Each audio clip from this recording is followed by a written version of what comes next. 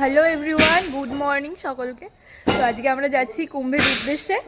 এখন বাজে 8টা, 7টা বেরোনোর টাইম ছিল, তো একটু লেট তো হবেই।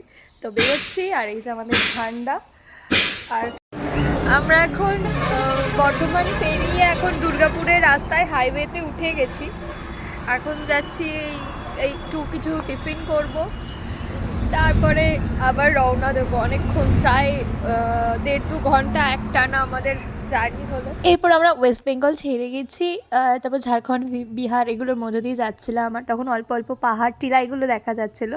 আর আমার তো পাহাড় ভীষণ পছন্দের, পাহাড় দেখলেই একটা ইমোশনাল হয়ে যাই আমি একরকম।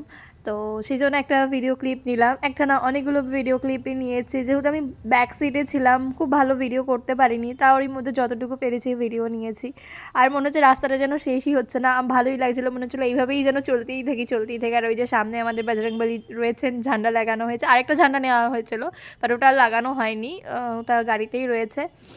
আর এই যে এখানে দাঁড়িয়েছিলাম, আমরা একটু স্টপেজ দিয়েছিলাম যে খাওয়া দাওয়া করব, দুপুরে লাঞ্চ করব, কারণ অলমোস্ট তখন 3:30, আর কোনো হোটেলে আমরা খাবার পাচ্ছি না। তো আমরা ভাত পাইনি, রুটি খেয়েছিলাম, আর একটুখানি 2 প্লেট ভাত ছিল, সেটাই সবাই মিলে খেয়েছি। আর উপরে যেটা দেখতে সাদা রঙের দূরে একটা ছোট্ট মন্দির, ওটা হচ্ছে পরেশনাথের মন্দির।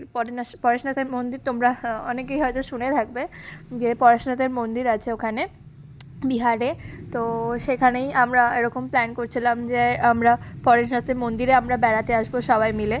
আর এদিকে রাত্রেবেলাতে যখন গাড়ি করে যাচ্ছি, রাস্তায় প্রচণ্ড ট্রাফিক জ্যাম ছিল, কারণ এটাকে মিসম্যানেজমেন্ট অনেকে বলছে, বাট এটা একদমই নয়। এটা একমাত্র কারণ হচ্ছে এত মানুষের ঢল, কোটি কোটি কোটি কোটি মানুষ, মানে নিজের স্বচক্ষে না দেখলে কেউ বিশ্বাস করতে পারবে না। যারা গেছে একমাত্র তারাই জানে, কোনো প্রশাসনের ক্ষমতা নেই এটাকে ম্যানেজ করার।